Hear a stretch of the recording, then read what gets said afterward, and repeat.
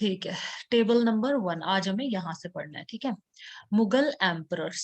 Emperor मतलब मुगल मतलब जो मुस्लिम्स के लिए यूज किया जाता है। मुगल, मंगोल, ये सब मुस्लिम्स के लिए यूज किया जाता है।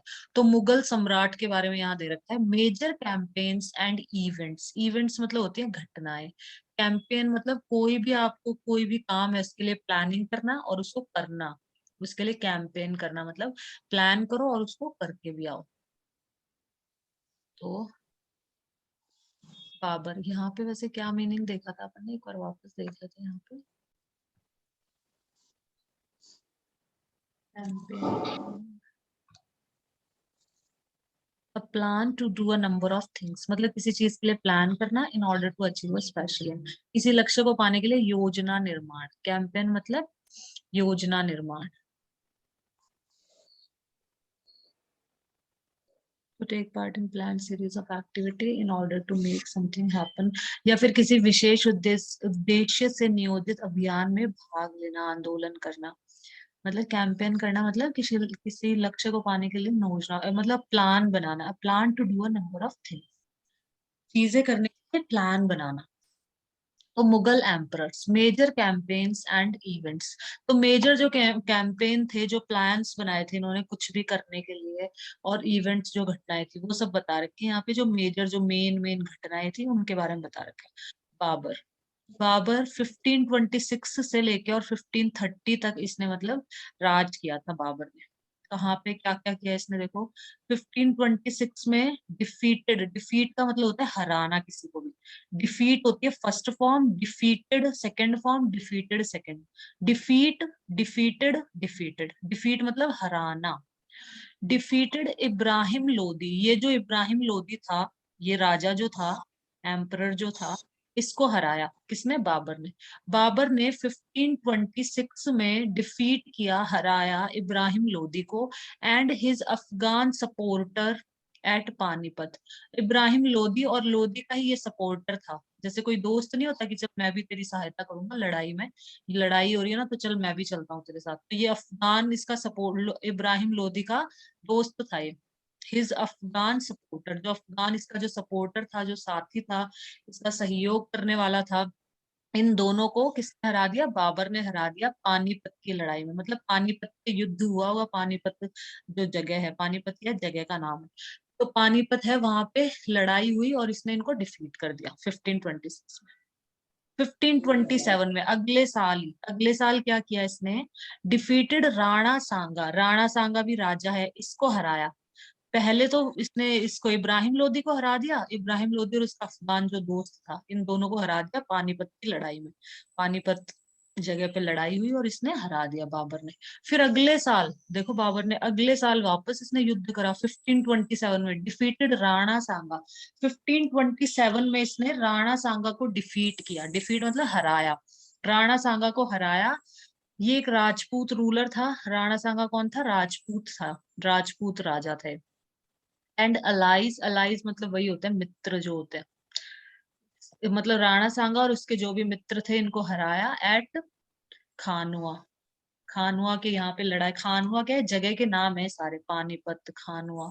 तो यहाँ लड़ाई हुई और इसने हरा दिया। 1528 defeated the Rajputs at Chanderi. अब वापस अगले साल वापस मतलब युद्ध हो गया। तो अगले साल मतलब इसने वापस युद्ध करा और उसमें इसने वापस हराया। किसको हराया? Defeated the Rajputs at Chanderi, Chanderi जगह। एट लगा देते ना, एट मतलब किसी जगह का नाम आ गया यहाँ पे, चंदेरी।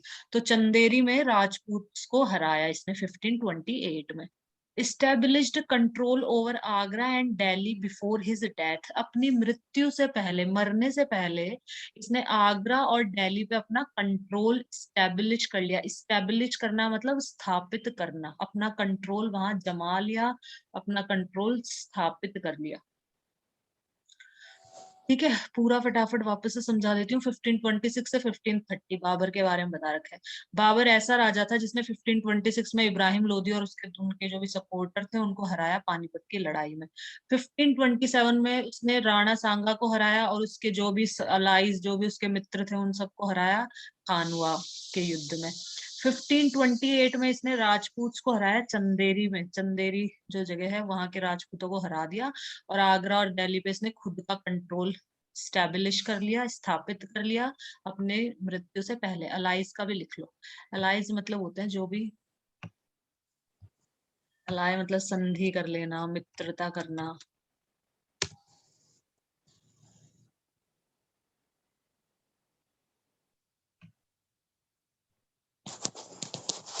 ये देखो, साथ देने वाला व्यक्ति।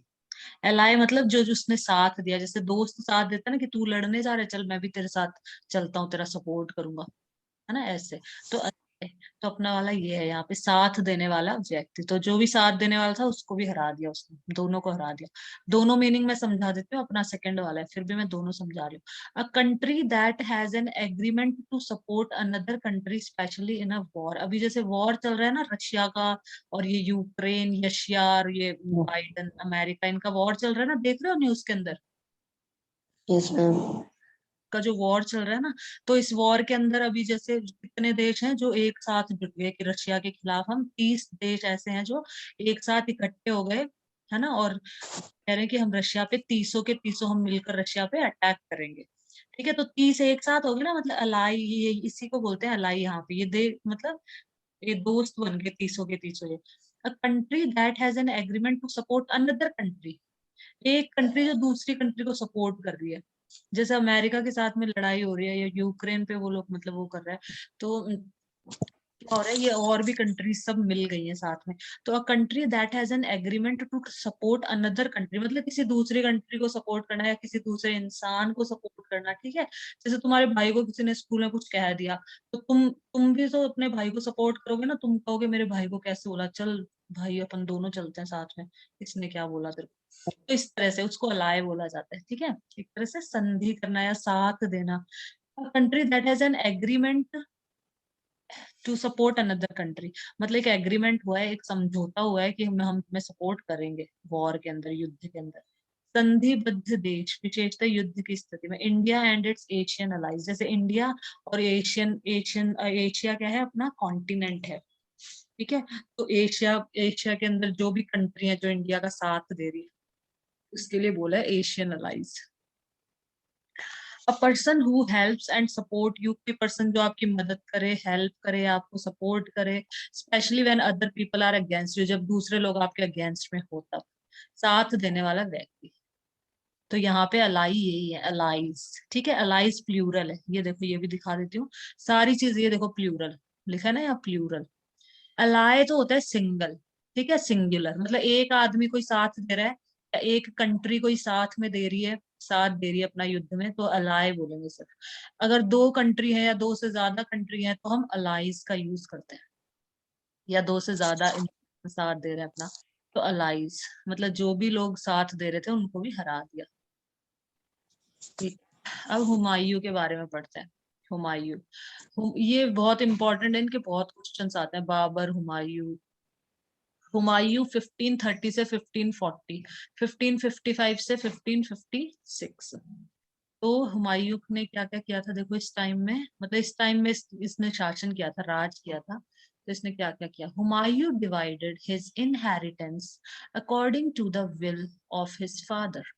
हुमायूं ने जो इनहेरिटेंस था, इनहेरिटेंस क्या होता है, जो अपन को अपने माता पिता से मिलती है, जो प्रॉपर्टी मिलती है, जो पैसा मिलता है, कुछ भी जो माँ बाप के मरने के बाद माँ बाप अपने लिए छोड़ जाते हैं, उसको इनहेरिटेंस बोला जाता है।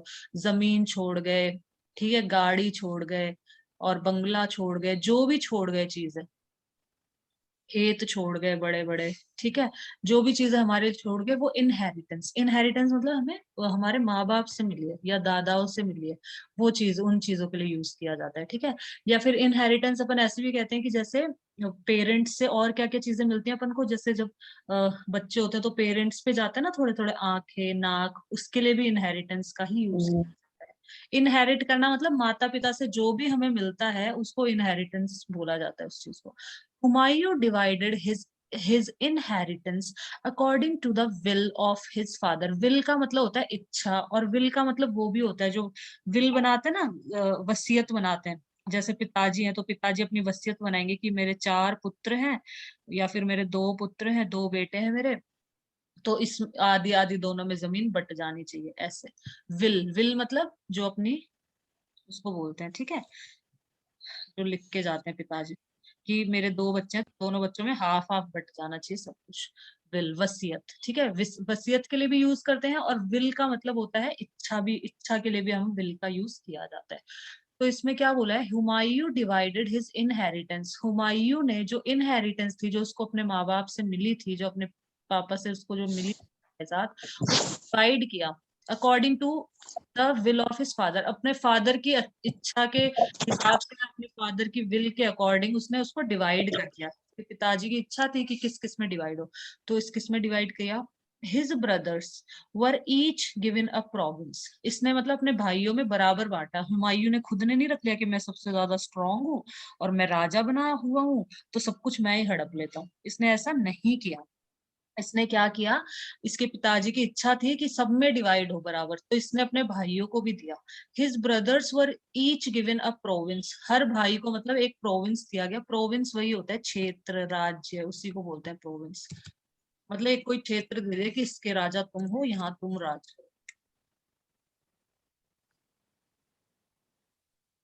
प्रोविंस का यहाँ से लिख लो, वही होता है कोई प्रांत। One of the areas that some countries are divided into with its own local government, जैसे अपने जो स्टेट है उनको उनको भी प्रोविंस बोलते हैं अपन। जैसे अपनी इंडिया कंट्री है पूरी, उसके अंदर स्टेट है, राजस्थान है, गुजरात है, मध्य प्रदेश है, महाराष्ट्र है, कर्नाटका है। तो ये जितने भी स्टेट्स हैं, अपने 28 स्टेट है टोटल अपनी कंट्री के अंदर, तो 28 स्टेट, इनको हम प्रोविंस भी बोल सकते हैं। राजस्थान क्या है, एक प्रोविंस है। गुजरात क्या है, प्रोविंस है। मध्य प्रदेश क्या है, प्रोविंस है। ऐसे। तो one of the areas that some countries are divided into with its own local government, अपनी खुद की लोकल गवर्नमेंट है ना, राजस्थान की गहलोत सरकार है, अपनी खुद की लोकल गवर्नमेंट है अपनी यहाँ पे। ठीक है, गुजरात में कोई और सरकार है, जो बीजेपी है, कांग्रेस है, जो भी। ठीक है, हर स्टेट के अंदर अलग अलग अलग अलग सरकार है। दिल्ली में जैसे आप है अभी, आम आदमी पार्टी, जो कि केजरीवाल की है, अरविंद केजरीवाल की। तो अपनी कंट्री के अंदर टोटल 28 प्रोविंस अपन कह सकते हैं, स्टेट्स को प्रोविंस बोला जाता है एक तरह से।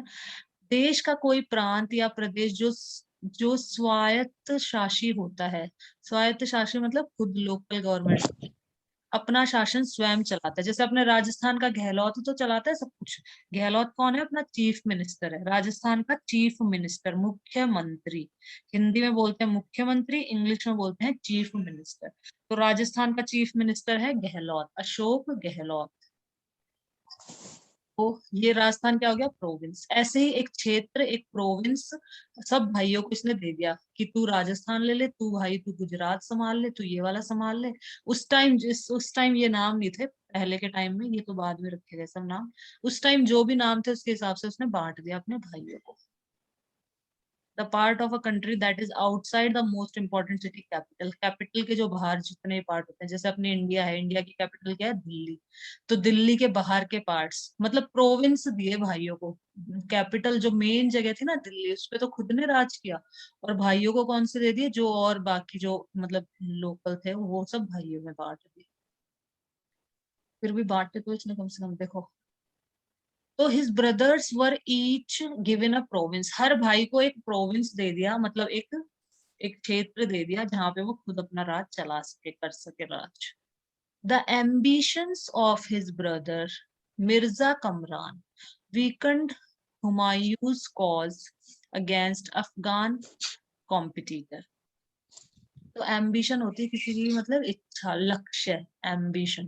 ठीक है, जैसे एम, एम्बिशन, ठीक है, ये सब वही होते हैं लक्ष्य, कि क्या एम्बिशन है, क्या बनना चाहते हो बड़े होके। ठीक है, लक्ष्य, क्या लक्ष्य है तुम्हारा, कि मैं आईएएस बनना चाहता हूँ, मैं आईएएस बनना चाहता हूँ, जो भी एम्बिशन है। The ambition of his brother Mirza Kamran weakened Humayun's cause against Afghan competitor. Sher Khan defeated Humayun at Chausa and Kannauj, forcing him to flee to Iran. देखो क्या हुआ, हुमायूं यहाँ पे हार गया। अफगान जो कॉम्पिटिटर थे ना, अफगान से हुमायूं हार गया था। जो अफगान जो लोग थे, अफगान में भी वही थे, मुसलमान ही थे। तो जो अफगानी जो थे उनसे हुमायूं हार गया था। किस वजह से? The ambition of his brother Mirza Kamran, जो इसके भाई की जो एम्बिशन थी, जो लक्ष्य था, उसने वीकेंड कर दिया था इसको, मतलब उसने कमजोर बना दिया था। और इस वजह से ये कॉज अगेंस्ट अफगान कॉम्पिटिटर, मतलब ये हार गया था इससे। शेर खान ने डिफीट कर दिया था हुमायूं को। शेर खान डिफीटेड मतलब हरा दिया था हुमायूं को। कहाँ पे? चौसा में और कन्नौज, ये जो जगह है, से मतलब इसको भगा दिया वहां से, हुमायूं को वहां से हटा, और वो खुद राज कर लिया शेर वहां पे इन दोनों जगह पे। और हुमायूं को भागने के लिए मजबूर कर दिया, forcing him to flee to Iran. Flee मतलब एक तरह से भाग जाना। हाँ, ईरान भगा दिया था इसको, मतलब उसको फोर्स किया ईरान जाने के लिए। वहां दोनों जगह छोड़नी पड़ी क्योंकि वहां से वो हार गया, और उसको ईरान भेज दिया गया। फ्ली मतलब कहीं जाना, उसके लिए यूज करते हैं।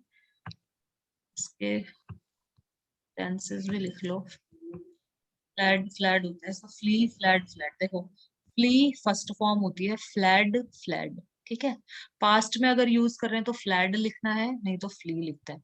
टू रन अवे और एस्केप फ्रॉम समथिंग, कहीं से फरार हो जाना या निकल भागना। तो मतलब वहां से भागना पड़ा उसको छोड़ के सब कुछ। जैसे कि the robbers fled the town with ₹2 lakh. तो जो रॉबर्स थे, रॉबर्स मतलब जो लुटेरे थे, वो फ्लैड मतलब भाग गए, 2 लाख रुपए लेके टाउन से, नगर से, वहां से भाग गए वो लोग। ठीक है, इसका ध्यान रखना, ये इंग्लिश में भी आएगी। फ्ली फर्स्ट फॉर्म होती है, फ्लैड सेकंड फॉर्म होती है, फ्लैड थर्ड फॉर्म होती है। फ्ली का मतलब होता है भाग जाना, कहीं से फरार हो जाना, निकल भागना। टू रन अवे और एस्केप फ्रॉम समथिंग। ठीक है, आगे। Yes, ma'am. तो हुमायूं को शेर खान ने हरा दिया, चौसा से और कन्नौज से, दोनों जगह से हरा दिया इसको। दोनों जगह से इसको छोड़नी पड़ी ये जगह, और भागना पड़ा वापस ईरान, वापस ईरान भाग गया ये। ठीक है, फिर आगे बढ़ते हैं। इन ईरान, अब ईरान में क्या किया हुमायूं ने? देखो, इसने 39 और 40 में तो ये लड़ाई हुई थी और ये हार गया। तो आगे क्या हुआ, आगे बढ़ते हैं। In Iran Humayun received help from the Safavid Shah. Iran के अंदर हुमायूं ने रिसीव मतलब पाना, मिलना, तो इसको हेल्प मिली। किससे मिली? सफाविद शाह। जो सफाविद शाह था, इससे इसने इसकी मदद करी हुमायूं। ये रिकैप्चर्ड दिल्ली, तो हुमायूं ने इसकी मदद से, इसकी मदद ले, मेरी मदद, हम वापस अटैक करेंगे। इसने अटैक करा और रिकैप्चर, रिकैप्चर कर लेना, दोबारा से हथिया लेना। कैप्चर कर लेना मतलब किसी चीज को हथिया लेना। रिकैप्चर मतलब वापस से हथिया लेना। वापस। हाँ, तो इसने दिल्ली को रिकैप्चर कर लिया, वापस से हथिया लिया 1555 में। But died the next year, लेकिन अगले साल ही ये मर गया, उसकी मौत हो गई। Died after an accident in this building, मतलब इस बिल्डिंग के अंदर कोई एक्सीडेंट हुआ, जहां ये रहता था बिल्डिंग के अंदर ही कुछ, और ये मर। तो सबसे पहले तो हुमायूं इससे, शेर खान से हार गया। चौसा और कन्नौज ये दोनों हार गया, दोनों जगह। और ईरान भाग, ईरान में इसने अ, सफाविद शाह ने इसकी मदद करी, और इन्होंने दिल्ली को रिकैप्चर कर लिया। लेकिन अगले साल ही ये मर गया एक एक्सीडेंट में, जो कि बिल्डिंग के अंदर ही हुआ था। अब अकबर, अकबर का तो नाम सुना ही होगा, बहुत ज्यादा मूवी भी बनी है अकबर के ऊपर। ठीक है, तो 1556 से 1605, Akbar was 13 years old when he became emperor। Akbar 13 साल का था। अकबर पे मूवी भी बनी है। Yes, ma'am. Akbar was 13 years old, Akbar क्या था, 13 साल का था जब वो एम्परर बना, जब वो सम्राट बना, जब वो बना। राजा बना। हाँ, तो वो 13 साल का था। हिज रेन कैन, रेन मतलब उसका शासन, मतलब उसका राज कब तक उसका राज रहा था, रेन। जैसे मेरे पिताजी ने इतने टाइम तक राज किया इस जगह पे, तो रेन बोला जाता है इसको, रेन। ठीक है, REIGN। तो हिज रेन, उसका जो राज्य था, मतलब उसका जो राज था, his rain can be divided into 3 periods. 3 periods में डिवाइड करें। फर्स्ट 1556 से 1570, तक इसने राज किया था, ये बताएंगे कहाँ कहाँ क्या क्या किया इसने। 1570 से 1585 में इसने वो बताएंगे, 1585 से 1605 तक इसने क्या क्या किया वो सब बताएंगे। तो सबसे पहला अपन 3 पीरियड्स में डिवाइड कर दिया। तो first period, Akbar became independent of the regent Bairam Khan. Bairam Khan इसका वो था जो भी देखा था ना, बैरम खां ये छोटा सा ही था और बैरम खां जो कहता था वही मतलब करता था ये अकबर। बैरम खां इसको मतलब गाइड करता था कि ऐसे करो ऐसे करो। रेजेंट का यहाँ रीजेंट का मतलब होता है, regent मतलब a person appointed to administer a state because the monarch is a minor or is absent or incapacitated। देखो, मोनार्क मतलब होता है राजा, ठीक है। जो राजा है वो माइनर है, माइनर मतलब 18 साल से छोटा है। राजा छोटा है, वो तो राज कर, अब 13 साल का तो वो तो बच्चा ही है ना, वो कैसे राज करेगा। तो मोनार्क अगर माइनर हो, छोटा हो मतलब 18 साल से कम का हो, या मोनार्क एब्सेंट है सपोज, उसकी तबीयत खराब है कुछ भी है, तो उसके बदले उसके मतलब जगह पे काम कर रहा है कोई, वो होता है रीजेंट, है ना। तो देखो, या फिर वो इनकैपेबल है, जैसे a person appointed to administer. Administer मतलब कंट्रोल करना, मैनेज करना। मैनेजमेंट और कंट्रोल कौन संभाल रहा है, ये पर्सन, एक वो पर्सन जो मैनेजमेंट और कंट्रोल संभालता है किसी भी स्टेट का। जब जो राजा है, जो मोनार्क है, वो माइनर है या फिर वो एब्सेंट है। माइनर है मतलब वो छोटा है या फिर वो एब्सेंट है। तो उस स्थिति में जो जो पर्सन उस चीज को संभाल रहा है, कंट्रोल और मैनेजमेंट, एडमिनिस्टर कर रहा है किसी स्टेट को, कंट्रोल कर रहा है, वहां का मैनेजमेंट संभाल रहा है, पूरा मैनेज कर रहा है पूरे इसको। अपॉइंट मतलब नियुक्त किया जाता है। तो उस वो पर्सन जिसे जिससे नियुक्त किया जाता है एडमिनिस्टर करने के लिए किसी स्टेट को, किसी स्टेट को कंट्रोल करने के लिए, किसी स्टेट को मैनेज करने के लिए। क्योंकि जो राजा है वो माइनर है, क्योंकि 13 साल का है अकबर, तो वो 13 साल का वो नहीं संभाल सकता है ना, वो एडमिनिस्ट्रेशन नहीं कर सकता है, कंट्रोल और मैनेजमेंट नहीं कर सकता, वो इतनी सारी आर्मी का उसे कुछ पता ही नहीं है, तो करेगा कहाँ से। तो उस टाइम में जो पर्सन नियुक्त किया जाता है एडमिनिस्टर करने के लिए, मैनेजमेंट के लिए, तो उस पर्सन को हम क्या बोलते हैं, रीजेंट बोलते हैं। तो ये रीजेंट था उसका, ठीक है। रीजेंट बैरम का, बैरम का ही मतलब उसको पूरा बताता था कि महाराज ये करिए, ऐसा करिए, ऐसा करिए, आज्ञा दीजिए, मैं इसको मार देता हूँ, इस तरह से, ठीक है। तो Akbar became independent of the regent Bairam Khan. तो अकबर इंडिपेंडेंट बन गया था बैरम खां से, मतलब वो उसके ऊपर डिपेंड नहीं था अकबर। एंड अदर मेंबर्स, और जो अदर मेंबर्स थे ऑफ हिज डोमेस्टिक स्टाफ, उसके जो डोमेस्टिक स्टाफ के जितने भी मेंबर थे, उन सब से मतलब ये इंडिपेंडेंट बन गया था। मिलिट्री कैंपेन्स वर इंडिपेंडेंट मतलब खुद के उस पे बलबूते पे खुद खुद के डिसीजन लेना। जैसे मूवी में भी दिखाया गया था ना, वो पैरम खां उसको मार रहा था किसी को, तो जिसको हराया था, तो उसके राजा को मार रहा था, तो अकबर ने मना कर दिया था कि नहीं नहीं इसको मारो मत। तो बैरम खान ने कहा था कि हमारा मतलब ऐसा है कि अपन मारते ही है, अपनी परंपरा ही ऐसी है शुरू से ही, अपन अपने शत्रु को छोड़ते नहीं, उसको मारते ही हैं। तो फिर अकबर ने इसको मना कर दिया था, नहीं। तो मतलब वो इंडिपेंडेंट था, अकबर बिकेम बन गया था independent of the regent Bairam Khan. Bairam Khan से पे डिपेंडेंट नहीं था। डिपेंडेंट होना मतलब किसी पे डिपेंड होना, जैसे जब बच्चे होते हैं तो माँ बाप पे डिपेंड होते हैं ना, मम्मी पापा ही उनको सब कुछ ला के देते हैं, खाना पीना कपड़े पढ़ाई लिखाई, पैसे वैसे सब कुछ मम्मी पापा देते हैं, वो डिपेंडेंट होते हैं। लेकिन जब बच्चे बड़े हो जाते हैं, तो बड़े होकर जब वो जॉब करने लग जाते हैं तो इंडिपेंडेंट हो जाते हैं। तो इंडिपेंडेंट होना मतलब खुद के ऊपर ही इंडिपेंडेंट हो जाना, मतलब किसी के ऊपर डिपेंडेंट नहीं है अपन, ऐसे। Akbar became independent of the regent Bairam Khan and other members of his domestic staff. उसके जो डोमेस्टिक स्टाफ से, डोमेस्टिक का मतलब होता है घरेलू, जैसे घरेलू कामकाज के, जैसे कुक हो गया, रसोईया हो गया, झाड़ू बर्तन पोछा करने वाले, ये सब डोमेस्टिक स्टाफ होता है, पूरा खाना पीना बनाने वाले सब, ठीक है। तो उसके जो डोमेस्टिक स्टाफ थे और जो बैरम खां था, वो उनपे डिपेंडेंट नहीं था, वो इंडिपेंडेंट था। Military campaigns were launched against the Suris and other Afghans, against the neighboring kingdom of Malwa and Gondwana, and to suppress the revolt of his half brother Mirza Hakim and the Uzbek। तो देखो क्या था, military campaign launch किए गए मतलब military campaign चलाए गए। Campaign वही होता है कि मतलब कोई भी, कि कोई हमें कोई चीज हथियानी है, कि सपोज मेरे को ये जमीन हथियानी है मेरे को, ठीक है, इस जमीन को कैप्चर करना है मुझे, कोई भी राजा सोचता था, तो उसके लिए वो प्लानिंग करता था, प्लानिंग कर ली सारी और फिर उस प्लानिंग को अंजाम देना, ठीक है, वो कैंपेन वो इस तरीके से आते हैं। तो मिलिट्री कैंपेन लॉन्च किए गए मतलब चलाए गए अगेंस्ट द सूरीज के खिलाफ, अगेंस्ट मतलब किसी के खिलाफ, सूरीज और अफगान जो थे, दूसरे जो अफगान थे उनके खिलाफ मिलिट्री कैंपेन चलाए गए। और अगेंस्ट द नेबरिंग जो किंगडम थे, आसपास के जो किंगडम राज्य थे उनके खिलाफ भी, ऑफ मालवा और गोंडवाना जगह के। And to suppress the revolt of his half brother Mirza Hakim and the Uzbek, जो मिर्जा हकीम और उज़्बेक इसके भाई थे, तो उन्होंने रिवोल्ट रिवॉल्ट कर रखा था।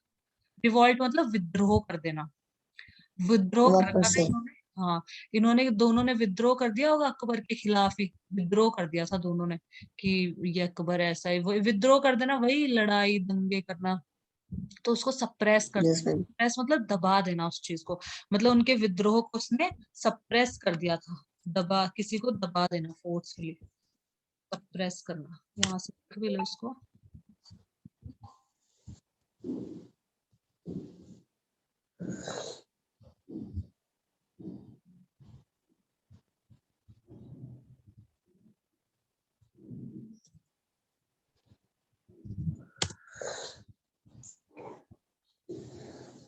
सप्रेस मतलब होता है to stop something by using force, बल के प्रयोग से किसी को शांत कर देना, दमन कर देना, किसी को शांत दबा देना, मतलब किसी भी चीज को, जैसे लोग विद्रोह कर रहे हैं तो मतलब फोर्सफुली जो भी मतलब मिलिट्री भेज दी सरकार ने और उनको सबको मतलब दबा दिया, वहां से हटा दिया, भगा दिया, मतलब उसको बंद करवा दिया सब कुछ।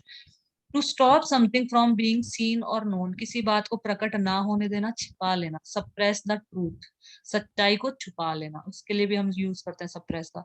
टू सप्रेस द लाफ्टर, अपनी हंसी को मतलब दबा लेना, अपना जो यौन बोलते हैं, जब उबासी लेते हैं ना उसको बोलते हैं यौन, ठीक है, तो उसको दबा लेना, हंसना या यौन, यौन मतलब उबासी लेना, और आ करके उबासी लेते हैं ना, आ करके ऐसे उसको।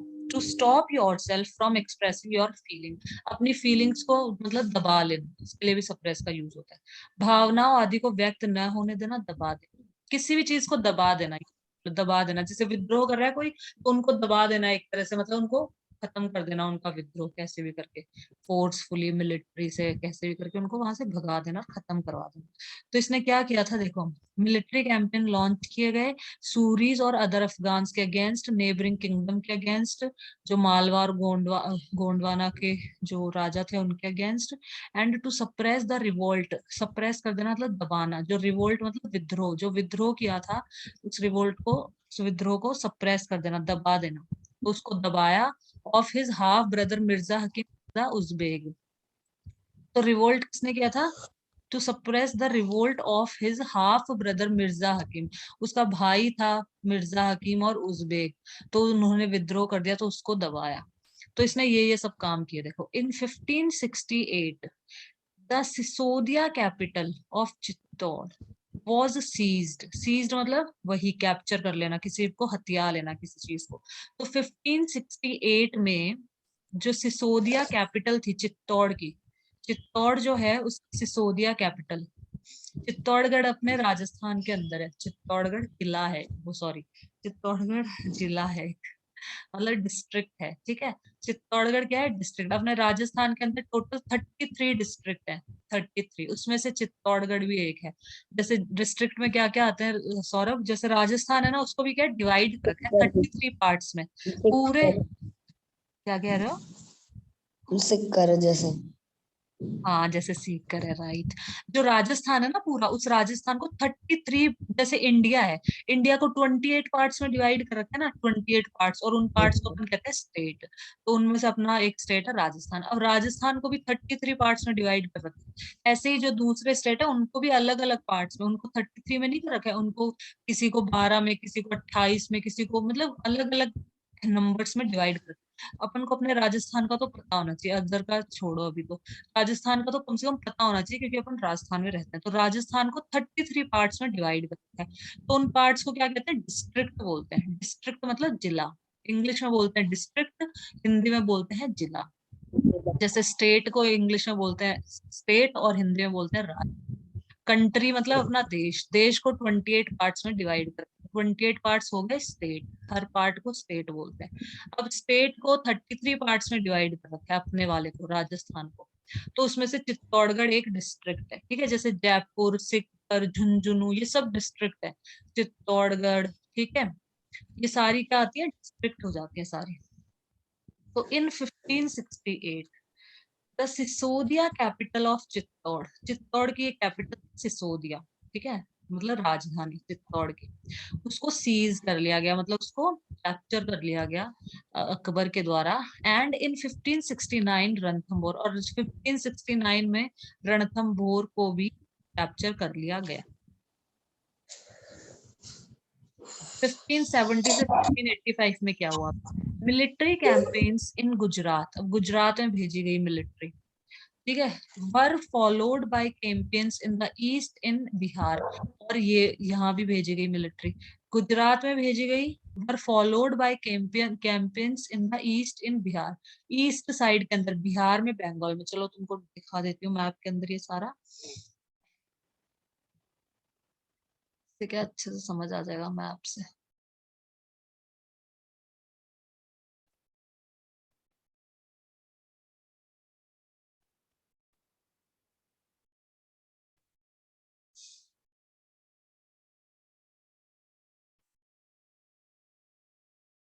ये देखो, इसमें बिहार ये रहा, देखो गुजरात ये रहा, पहले राजस्थान दिखा दो, ये रहा राजस्थान, ठीक है। जैसे देखो सौरभ, ये पूरी कंट्री है, पूरा देश है, इसको 28 पार्ट्स में बांट रखा है, 1 2 3 4 5, इसी तरीके से जितने भी कलरफुल है ना, कलरफुल पूरी अपनी कंट्री है। और ये जो व्हाइट व्हाइट है ना, ये दूसरे देश है, व्हाइट व्हाइट है, ये सब दूसरे देश है। जो कलर्ड में है वो सारे अपने। तो पूरी कंट्री को 28 पार्ट्स में डिवाइड रखा है, तो हम इनको बोलते हैं स्टेट। ये स्टेट है, ये भी स्टेट है, ये सब, ये भी स्टेट है, ये भी स्टेट है। पंजाब, हरियाणा, हिमाचल प्रदेश, जम्मू कश्मीर, लद्दाख, उत्तराखंड, उत्तर प्रदेश, मध्य प्रदेश, छत्तीसगढ़, तेलंगाना, ये सब कुछ सारे स्टेट्स हैं सारे। ये ध्यान रखना, इसको हम बोलते हैं ईस्ट। ये इस तरफ क्या है, east side, right hand side है ईस्ट। इधर है वेस्ट, डब्ल्यू, वेस्ट पार्ट आ जाता है ये। ऊपर होता है नॉर्थ, इसको हम बोलते हैं ईस्ट। ये होता है ईस्ट, राइट साइड में हमेशा ईस्ट होता है इंडिया के। लेफ्ट साइड में ये होता है वेस्ट, कि वेस्ट में जो स्टेट है, तो वेस्ट में अपन राजस्थान वेस्ट में आ गया अपना। नॉर्थ, नॉर्थ मतलब ऊपर वाले, जो ऊपर वाले नॉर्थ, और नीचे नीचे वालों को बोलते हैं साउथ। तो अभी पढ़ा था ना कि साउथ इंडिया में भेज, पिक्चर आते हैं, बोलते हैं कि है ना साउथ की पिक्चर है ये। हाँ ये साउथ की पिक्चर है, हाँ राइट, साउथ की जो मूवीज आती है, ठीक है। तो ईस्ट, इन ईस्ट और वेस्ट में बच्चों को कंफ्यूजन रहता है बहुत ज्यादा। नॉर्थ साउथ तो बता देते हैं मैम, नॉर्थ तो ये है, साउथ ये है। ईस्ट वेस्ट पूछता है तो उल्टा बताते हैं कई काफी बार, तो इसको ध्यान रखना है। ईस्ट क्या है, राइट हैंड साइड में, वेस्ट क्या है, लेफ्ट हैंड साइड में। वो इसको ईस्ट बता देते हैं हमेशा, राजस्थान इस तरफ ईस्ट बताते हैं, इस तरफ वेस्ट, या फिर उल्टा बताते हैं, कंफ्यूजन रहता है उनको, तो इसको ध्यान में रखना है। तो देखो, ये है अपना राजस्थान, यहाँ पे अपन रहते हैं। ये राजस्थान को 33 पार्ट्स में डिवाइड कर रखा है, 33 पार्ट्स के अंदर डिवाइड कर रखा है इसको। तो उनको बोलते हैं जिला। जो 33 पार्ट्स हैं वो होते हैं डिस्ट्रिक्ट, हिंदी में बोलते हैं जिला। हिंदी इंग्लिश दोनों पता होने चाहिए। तो ऐसे 33 पार्ट्स, मतलब मैं तो ऐसे ही कर रही हूँ ये रफली, ऐसे नहीं कर रखा है, मैं ऐसे ही बताने के लिए कर रही हूँ सर, किस तरह से 33 टोटल पार्ट्स में डिवाइड कर रखा है। तो हर पार्ट को बोलते हैं डिस्ट्रिक्ट, जैसे ये एक हो गई डिस्ट्रिक्ट। जयपुर भी डिस्ट्रिक्ट है, और जयपुर ये भी है, इसकी राजस्थान की कैपिटल है जयपुर। हाँ तो मैं क्या बता रही थी, ठीक है आगे बढ़ते हैं, अब इसको मिटा देते हैं। तो देखो, इसमें बिहार ये रहा, बिहार की बात हो रही है ना, गुजरात ये रहा नीचे, राजस्थान के नीचे रहा गुजरात। गुजरात की कैपिटल है गांधीनगर, इनकी कैपिटल भी लिख रखी है राजधानी। इंडिया की कैपिटल है दिल्ली, ये रही दिल्ली।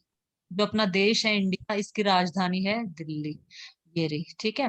और क्या बोलते हैं, हर स्टेट की, राजस्थान की है जयपुर, राजस्थान की तो पता होनी चाहिए, गुजरात की गांधीनगर, ये सबकी लिख रखी है यहाँ पे, मध्य प्रदेश की भोपाल, फोटो भी लेनी हो तो ले लेना, नहीं तो नेट पे भी मिल जाएगा ये। ठीक है, आगे चलते हैं। हम क्या पढ़ रहे थे अब?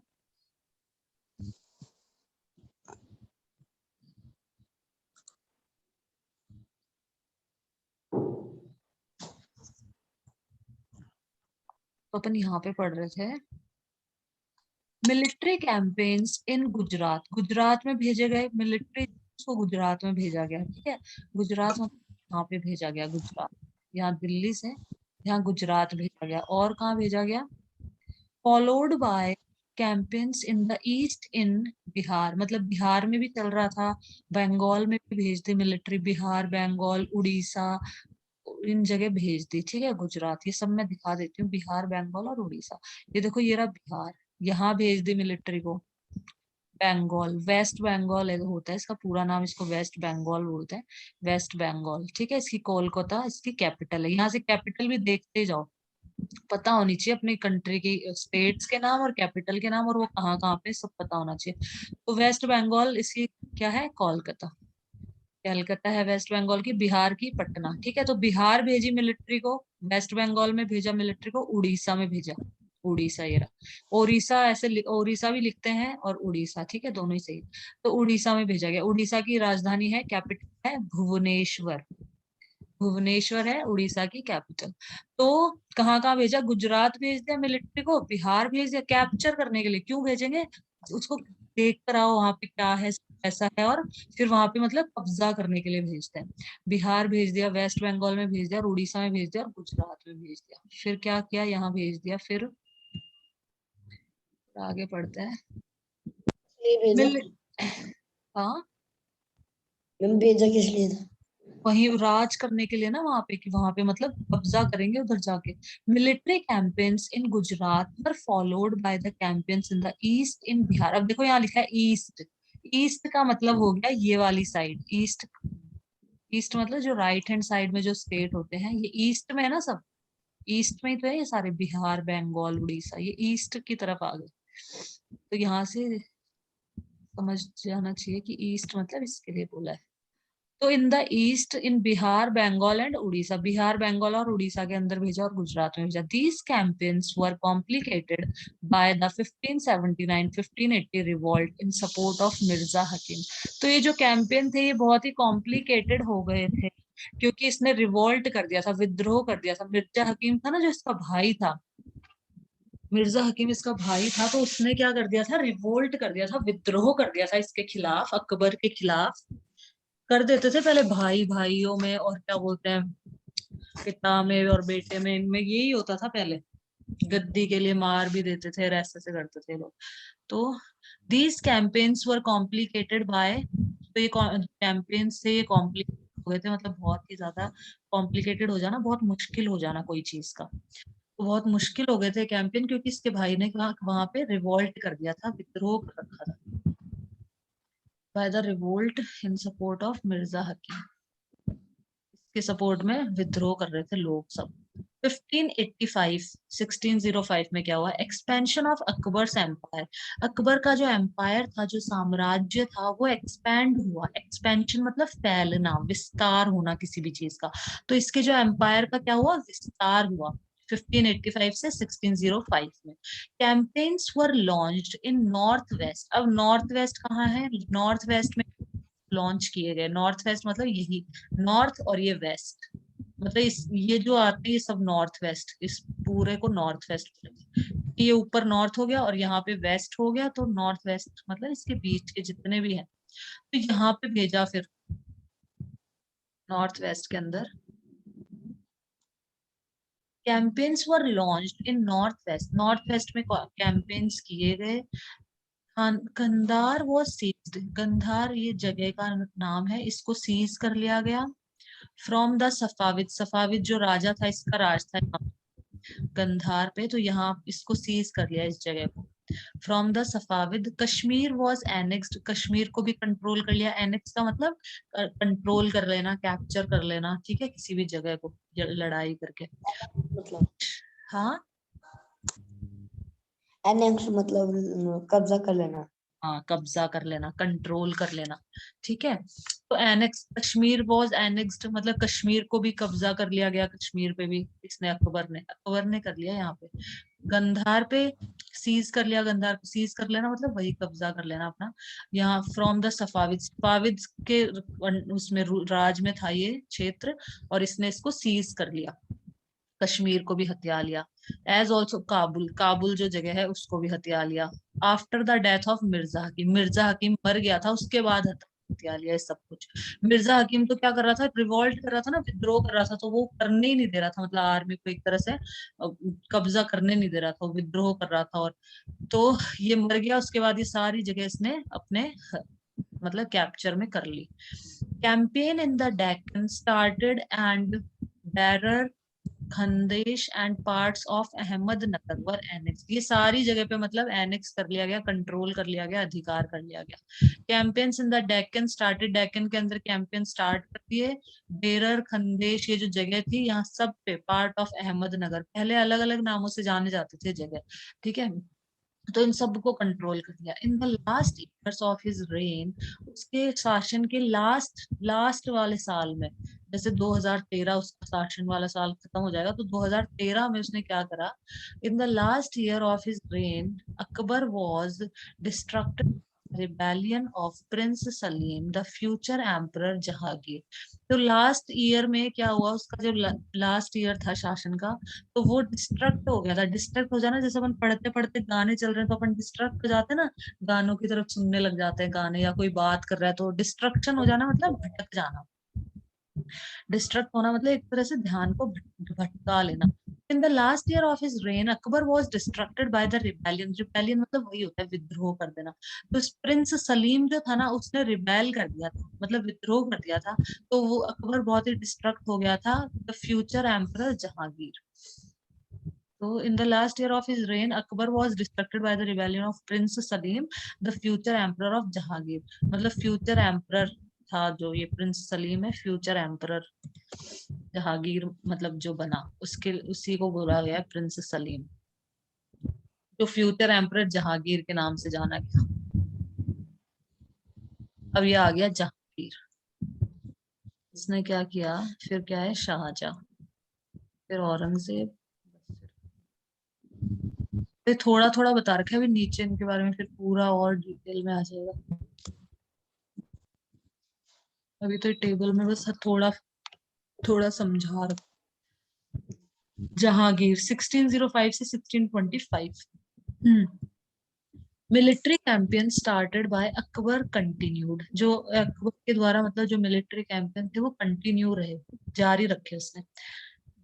इसने जहांगीर ने जारी रखे उन कैंपेन्स को, जो अकबर ने स्टार्ट करे थे, इसने वो जारी रखे। अकबर मर गया, फिर इसने जारी रखे उनको। The Sisodia ruler of Mewar, Mewar, the Sisodia ruler of Mewar Amar Singh accepted Mughal services, जो सिसोदिया रूलर्स थे मेवाड़ का, जिसका नाम था अमर सिंह। सिसोदिया रूलर ऑफ मेवाड़, मेवाड़ का जो राजा था ना, अमर सिंह सिसोदिया इसका पूरा नाम है। तो मेवाड़ का जो राजा था, इसने मुगल सर्विस को एक्सेप्ट कर लिया। मुगल्स क्या करते थे कि मतलब हम या तो युद्ध करके तुम्हारे जो क्षेत्र है, रीजन है, उसको कैप्चर कर लेंगे, या फिर तुम हमारे अधीन हो जाओ, मतलब जो हम जैसा कहेंगे वैसा करना, ठीक है। या तो ये मान लो हमारी मुगल सर्विसेज को एक्सेप्ट कर लो, या फिर हम तुम पे आक्रमण करेंगे, तुमको बंदी बनाएंगे, जेलों में डालेंगे, वो राज्य हम पूरा छीन लेंगे, या तो ऐसे, या फिर हमारी जो भी हमारी बातें होंगी सब मानी जाएंगी, हमारे अंडर में रहो मतलब। तो इन राजाओं ने क्या किया, मेवाड़ के जो राजा थे, इन्होंने सोचा कि लड़ाई करेंगे तो हारेंगे, वैसे भी इतना शक्तिशाली है ये जहांगीर, इतना शक्तिशाली है, तो वैसे हम हार जाएंगे, तो ऐसा करते हैं इनकी अंडर में रह लेते हैं, ठीक है, हम तुम्हारे अंडर में रहने के लिए तैयार है।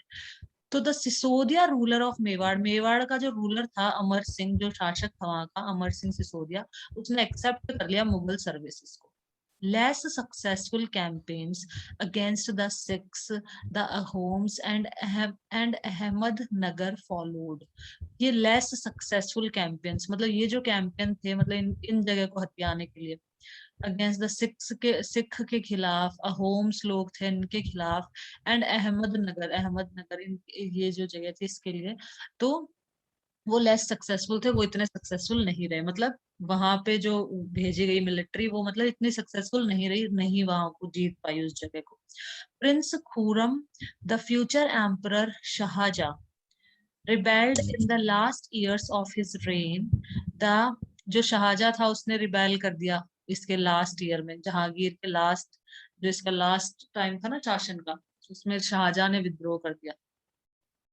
प्रिंस खुरम नाम है इसका, फ्यूचर में इसको शाहजहां के नाम से जाना गया। The efforts of Nur Jahan, Jahangir wife, नूर जहां कौन थी, जहांगीर की बीवी थी, ये जो जहांगीर है इसकी वाइफ थी नूर जहां। To marginalize him were unsuccessful।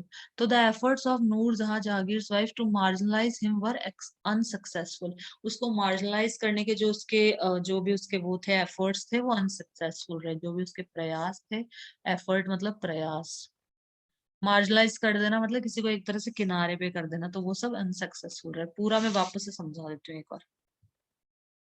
देखो, military campaign started by Akbar continued. Akbar ने जो मिलिट्री कैंपेन स्टार्ट किए थे ऊपर, वो अकबर मर गया उसके बाद वो कंटिन्यूड रखे किसने, जहांगीर ने। The Sisodia ruler of Mewar Amar Singh accepted Mughal service. जो मेवाड़ का जो राजा था अमर सिंह सिसोदिया, इसने मुगल सर्विस को एक्सेप्ट कर लिया। Less successful campaigns against the Sikhs, the Ahoms and the Ahmednagar followed. जो सिख्स, अहोम और अहमदनगर के खिलाफ जो भी कैंपेन चलाए गए थे वो सब लेस सक्सेसफुल रहे, मतलब कम सक्सेसफुल रहे वो। Prince Khurram the future emperor Shah Jahan rebelled in the last year of his reign। The efforts of नूर जहां, जो प्रिंस, जो ये शाहजहां था इसने रिबेल कर दिया, मतलब इसने विद्रोह किया लास्ट ईयर में, जहांगीर का जो लास्ट ईयर था ना शासन का, उसमें इसने विद्रोह कर दिया। प्रिंस खुरम के नाम से इसको जाना जाता था, बाद में इसको फ्यूचर में शाहजहां के नाम से जाना गया। द एफर्ट्स, प्रिंस मतलब राजकुमार, the efforts of Nur Jahan Jahangir wife to marginalize him were unsuccessful. Nur Jahan ने इसको मार्जिनलाइज करने का सोचा शाहजहां को, लेकिन इसके जो एफर्ट्स थे वो सब अनसक्सेसफुल रहे। शाहजहां, अब इसके बाद आया शाहजहां। शाहजहां ने क्या किया देखो, 1627 से 1658 Mughal campaigns continued in the Deccan under Shah Jahan. Mughal campaigns continue रखे गए डेक्कन के अंदर, डेक्कन मतलब वो जगह है यहाँ साउथ में थोड़ा सा ऊपर की तरफ, वो पूरा डेक्कन है, अभी ज्योग्राफी के अंदर भी आ जाएगा ये। Mughal campaigns continued in the Deccan under Shah Jahan, Shah Jahan के अंदर भी मुगल कैंपेन्स मतलब जारी रखे गए। The Afghan noble Khan Jahan Lodi rebelled and was defeated। Afghan जो नोबल था, नोबल मतलब जो भी नोबल मैन होते हैं, मतलब जो प्रसिद्ध व्यक्ति या एक्सपीरियंस्ड या रिच, जो उन सबको नोबल बोला जाता है, इंटेलिजेंट। ठीक है, तो अफगान का जो नोबल था, जो अफगान नोबल था जो खान जहां लोडी, ये इसने रिबेल किया और इसको हरा दिया गया। इसने विद्रोह कर दिया था शाहजहां के खिलाफ, लेकिन शाहजहां ने इसको डिफीट कर दिया, हरा दिया। Campaigns were launched against Ahmednagar, Ahmednagar the Bundelas were defeated. Ahmednagar यहाँ पे भी कैंपेन्स लॉन्च किए गए, मतलब यहाँ पे भी आर्मी भेजी गई, मिलिट्री भेजी गई। द बुंदेलास वर डिफीटेड, जो बुंदेलास थे इनको हरा दिया गया। एंड औरका सीज्ड, और जो औरका जगह थी उसको सीज कर लिया गया। In the north west, north west के अंदर campaign to seize Balak from the Uzbek was unsuccessful। जो कैंपेन चलाया गया था उसको सीज करने का, जो बालक जो जगह है, बालक, बालक जो जगह है उसको सीज करने के लिए, उसको हथियाने के लिए जो कैंपेन चलाए थे वो अनसक्सेसफुल रहे। नॉर्थ वेस्ट के अंदर है बालक जगह, उज्बेक जो है ये राजा है इसके अंडर में थी, तो उज्बेक को ये लोग नहीं हरा पाए, was unsuccessful. And Kandar was lost to the Safavids। Unsuccessful and Kandahar was lost to the Safavids. और ये खानदार तो जीत ली इन्होंने सफाविद से, सफाविद मतलब हार गया इसको, खानदार को। इन 1632 अहमदनगर वॉज फाइनली एनेक्स्ड। 1632 में अहमदनगर को फाइनली अपने कंट्रोल में ले लिया शाहजहां ने। And the Bijapur forces sued for peace. Sued का भी लिखो यहाँ से,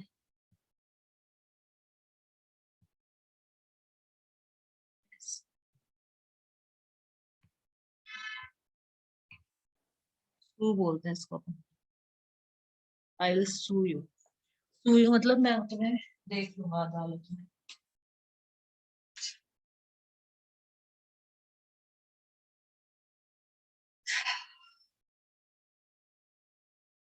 To go to a court of law and ask for money from somebody because he or she has done something bad to you or said something bad about you।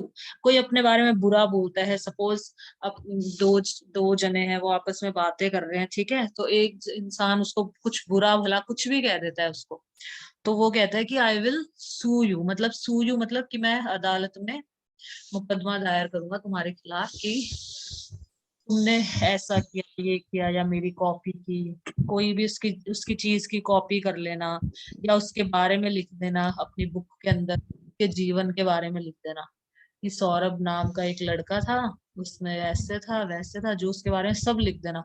तो उसको पता ही नहीं है कि मेरे बारे में पूरी बायोग्राफी लिख मेरे बारे में। हाँ हम बिना परमिशन के लिखते हैं तो। हाँ, बिना परमिशन के लिख देना। तो तुम कह दोगे उसको कि तुम्हारा दोस्त है, सपोज उसने लिख दिया, है ना, दोस्त है या कोई भी तुम्हारा जानकार या किसी भी इंसान ने लिख दिया, तो तुम उसको कह सकते हो कि आई विल सू यू, तुमने ऐसा कैसे किया, आई विल सू यू, मतलब मैं तुम्हें कोर्ट के अंदर मुकदमा दायर करूंगा अदालत में तुम्हारे खिलाफ। हम वादी। गिनीज वर्ल्ड ऑफ बुक, हाँ गिनीज वर्ल्ड ऑफ बुक जिसमें कोई भी है ना जो काम करता है, जो है ना किसी ने भी नहीं किया आज तक पूरी वर्ल्ड में, तो वो उसका सारे नाम। इसमें तो एक आदमी था जिसने सबसे ज्यादा केस लगाए हुए हैं, तो अच्छा, उसका नाम लिख दिया। जिसने लिखा है ना उसके ऊपर ही केस कर दिया कि है ना मेरे से बिना पूछे कैसे लिखा मेरा नाम। हाँ वही तो, ऐसे कर देना, ऐसे ही होता है, बिना पूछे हम नहीं लिख सकते ऐसे किसी के लिए। वो तो बिना पूछे अगर ऐसा कर देता है तो वो अदालत में मुकदमा दायर कर सकता है, मतलब वो अपने लिए वो कर सकता है, कंप्लेन कर सकता है कोर्ट के अंदर, कोर्ट में जा सकता है। और पैसे, मुझे पैसे दो, इसने बिना पूछे मेरे बारे में ये सब लिखा, बिना मेरी परमिशन के ये सब लिख दिया, तो इससे मुझे पैसे दिलवाओ। तो देखो, वादी द्वारा अदालत में किसी पर मुकदमा दायर करना, वादी को नुकसान का हर्जाना वसूल करने के लिए, मतलब अदालत में किसी पर मुकदमा दायर कर देना, जैसे जिस आदमी ने तुम्हारे बारे में जो भी लिखा है तुम्हारी बिना परमिशन किया, तो उस आदमी से पैसे मिलेंगे, अदालत उस आदमी से पैसे दिलवाएगी। To go to a court of law, court में जाना, लॉ मतलब होता है कानून, ठीक है, तो कोर्ट ऑफ लॉ बोला जाता है इसको, ठीक है, कानून मतलब न्यायालय, न्यायालय को इंग्लिश में हम बोलते हैं कोर्ट ऑफ लॉ। तो to go to a court of law, न्यायालय में जाना, कोर्ट ऑफ लॉ, कानून का जो कोर्ट है, तो वहां जाना and ask for money from somebody, और पैसे के लिए मतलब मांग करना, पैसे की मांग करना किसी इंसान से, क्योंकि उस इंसान ने क्या किया है, because he has done something bad to you, क्योंकि उसने आपके साथ कुछ गलत किया है, या फिर उसने आपके सैड, या फिर उसने आपको कुछ गलत कहा है, sad something bad about you, तो हम सू बोल सकते हैं, आई विल सू यू, मैं अदालत में जाऊंगा और एग्जाम्पल पढ़ लेते हैं। To sue somebody for libel, breach of contract, damages, किसी को सू करना मतलब एक तरह से अपन पैसे की डिमांड करते हैं ना, कि ब्रीच ऑफ कॉन्ट्रैक्ट, ब्रीच का मतलब होता है, लाइबल भी बता दूं, ब्रीच का मतलब तोड़ देना किसी भी चीज को, कोई कॉन्ट्रैक्ट किया था, दो जनों ने मिलके कॉन्ट्रैक्ट किया था कि अपन है ना कि तुम एक साल तक मेरे साथ काम करोगे, ठीक है, इस कंपनी के अंदर, सपोज तुमने कोई अपनी कंपनी खोल ली और तुम किसी भी इंसान को बोला कि तुम मेरे साथ एक साल तक काम करोगे, कॉन्ट्रैक्ट है, मतलब अपना एक साल तक काम करना ही है। अब वो कॉन्ट्रैक्ट को ब्रीच कर देता है, ब्रीच मतलब उसको तोड़ देता है, वो नहीं करता, वो 6 महीने काम करता है और वो कहता है मैं नहीं करता, तो वो ब्रीच कर रहा है, कॉन्ट्रैक्ट को तोड़ रहा है, तो आप कोर्ट में जा सकते हो, लेकिन उस कॉन्ट्रैक्ट का कुछ ना कुछ प्रूफ होना चाहिए, ऐसे नहीं कि मुंह से बोल दिया बस, मुंह से बोला वाला प्रूफ नहीं माना जाता, जो लिखा रहता है, साइंड कोई कॉन्ट्रैक्ट हो, तो आप कोर्ट में जा सकते हो, आप कह सकते हो कि इसने एक साल तक वादे किया था ये काम करेगा, अभी बीच में छोड़ के जा रहा है, तो मुझे पैसे दिलवाओ कुछ भी, ठीक है, इस तरह से। डैमेज, कोई डैमेज कर देता है, अपनी कोई गाड़ी ठोक दी किसी ने, है ना, एक्सीडेंट हो जाता है, गाड़ी को हिट कर दी, कार को, बाइक को, तो भी अपन कोर्ट में जा सकते हैं और जो पैसा होता है वो मांग सकते हैं वहां, इसने गाड़ी को डैमेज किया है। लाइबल का भी लिखो।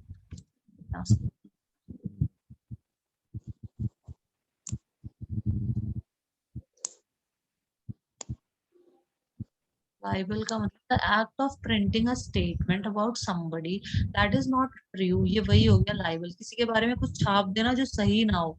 सपोज तुम्हारे बारे में कुछ लिख दिया कि सौरभ ऐसा था, वो ऐसे करता था, वैसे करता था, तो कुछ भी लिख देना जो तुम कहो कि ये तो सच्ची ने मेरे बारे में क्या सब लिख दिया, झूठ झूठ।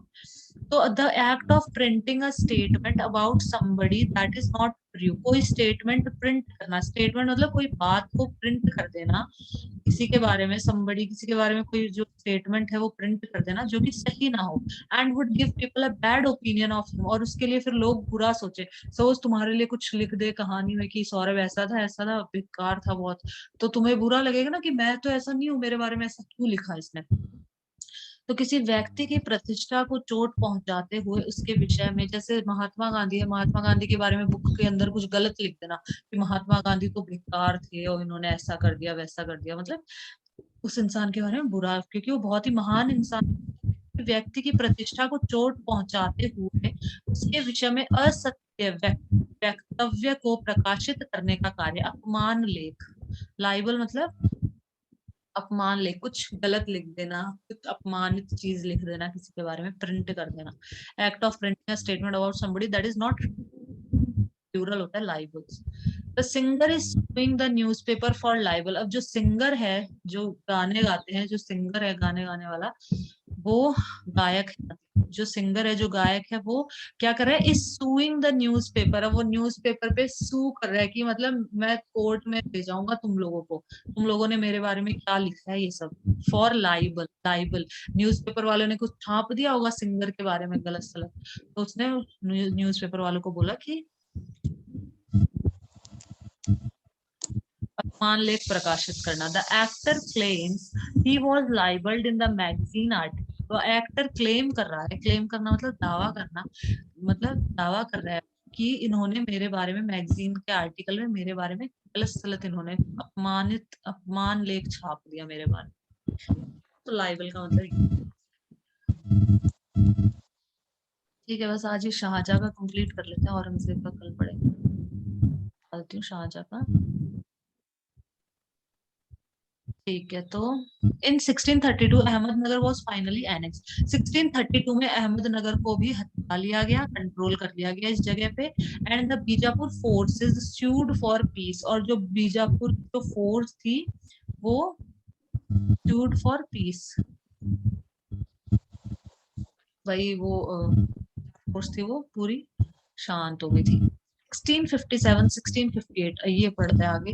1657-58 में क्या हुआ, there was conflict over succession among Shahjahan son. अब जो शाहजहां के जो बेटे थे उनके अंदर क्या हो गया, कॉन्फ्लिक्ट। कॉन्फ्लिक्ट मतलब होता है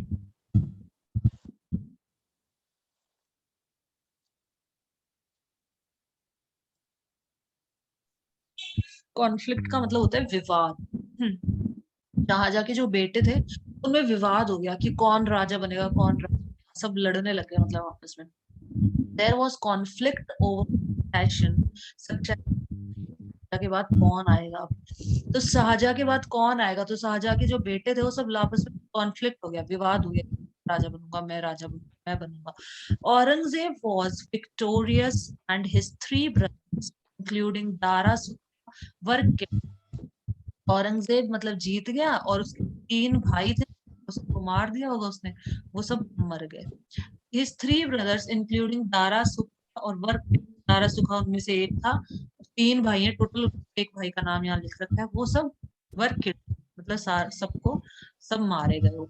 Shahjahan was imprisoned for the rest of his life in Agra. ये क्वेश्चन पूछा जाता है, ध्यान रखना। शाहजहां को इस औरंगजेब ने क्या कर दिया था, शाहजहां को जेल में पटक दिया था इसने, अपने अपने पिताजी को। औरंगजेब का फादर था शाहजहां, शाहजहां को इसने जेल में डाल दिया। Shahjahan was imprisoned for the rest of his life in Agra. Agra के अंदर इम्प्रीजन मतलब उस जेल में डालने के लिए अपन बोलते हैं। तो शाहजहां को रेस्ट ऑफ हिज लाइफ मतलब उसकी जो बाकी जो जिंदगी के लिए उसे जेल के अंदर पटक दिया, वहां डाल दिया आगरा। ठीक है, किसने डाला? इसके बेटे ने ही डाल दिया, औरंगजेब ने। ये इतना बेकार था, देखो। चलो अपन औरंगजेब के बारे में कल पढ़ेंगे। सौरभ, अभी